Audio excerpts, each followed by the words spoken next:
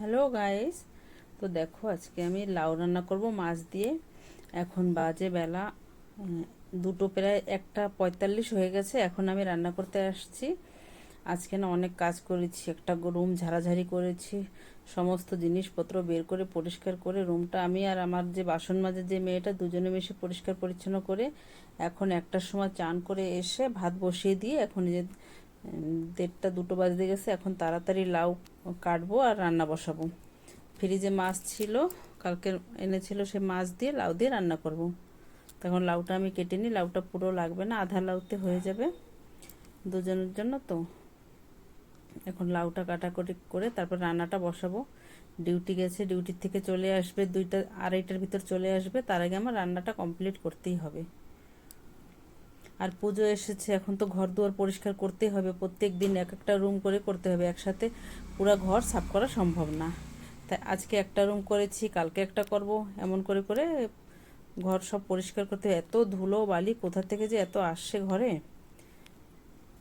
তারপরে বেশি ময়লা হয়েছে, আমাদের ঘরে কাজ হচ্ছে, ঘর একটা বানানো হচ্ছে, যার জন্য মানে ধুলোবালি বেশি হচ্ছে ঘরে। সেসব আজকে ছাপ করতে অনেকটা সময় লেগে গেছে। আর রান্না বান্না করার জন্য আমি টাইম পাইনি। সকালে করে দিয়েছি, মেয়ে স্কুলে গিয়েছিল, উনি ডিউটি গেছে, তারপরে ঘর ঝাড়াঝাড়ি করতে আরম্ভ করে দিয়েছিলাম। এই যে লাউটা আমার কাটাকাটি আরম্ভ করে দিই। এই যে লাউর পিসগুলো এরকম করে করবো। এবছর প্রথম লাউ আজকে, এই বর্ষার লাউ, ওই লাউটা আজকে রান্না করে খাবো। একটা আলু দিতে হবে, তার সাথে একটা আলুও কেটে নেই। যে ভাদ্র মাসে অনেক লোক লাউ খায় না, যাদের প্রথম ছেলে সে মায়েরা লাউ খায় না। তা ভাদ্র মাসে তো লাউটা মানে সবাই খায় না, যে খায় খায়, আমাদের তো আর ওরকম কোনো অসুবিধা নেই, আমরা খেয়ে নিই লাউ। এই যে কড়াইতে তেল দিয়ে মাছগুলো দিয়ে দিলাম।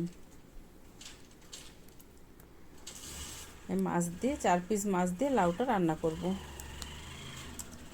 লাউটা কাটা হয়ে গেছে, এখন মাছ ভাজা বসাই দিলাম, মাছটা হয়ে যাক ভাজা, তারপরে লাউটা বসাবো।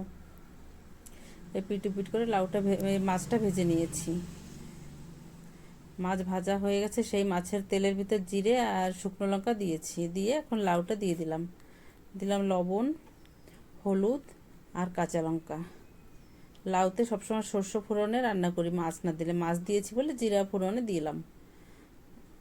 এখন একটু নাড়াচাড়া দিয়ে দিই, তারপরে সামান্য একটু জল দিয়ে ঢেকে রাখবো। জল বেশি দেবো না, অল্প সামান্য একটু জল দেবো, আধা কাপের মতন জল দিলাম। জল দিয়ে এখন মাছটা ঢেকে রেখে আর চলো দেখি আমাদের ঘর অপরিষ্কার এলোমেলো কি অবস্থা। চলো সব জিনিস একটা রুমের থেকে আর একটা রুমে বের করে রুম পুরা খালি করে তারপরে পরিষ্কার করেছি। দেখো এখন ঘর পুরা জিনিসপত্র এখন সব এলোমেলো। এখন রান্না বান্না করার পরে সব গোছাতে আবার একটা সারাটা দিন লেগে যাবে। ওই ঘরের জিনিস সব এই সামনের রুমে এনেছি, এনে পুরা ঘর মানে অবস্থা দেখো, আর অবস্থা নেই। কি করা যাবে, পুজোর সময় তো করতেই হবে। লাউটা দেখি কেমন কি হয়েছে, একটু নাড়াচাড়া দিয়ে দেখি, আবার ঢেকে রাখবো নাড়াচাড়া দিয়ে। লাউটা ভীষণ কচি, সুন্দর, খেতেও দারুণ লেগেছিল লাউটা। লাউটা অনেকটা সিদ্ধ হয়ে গেছে। আবার একটু মানে ঢেকে রেখে তারপরে মাছ দিয়ে দেবো। এই যে লাউটা এখন পুরো সিদ্ধ হয়ে গেছে, এখন এর ভিতর দিয়ে দেবো মাছ। মাছ দিয়ে নাড়াচাড়া দিয়ে আবার ঢেকে একটু সময় ঢেকে রাখবো, বেশি সময় নয়।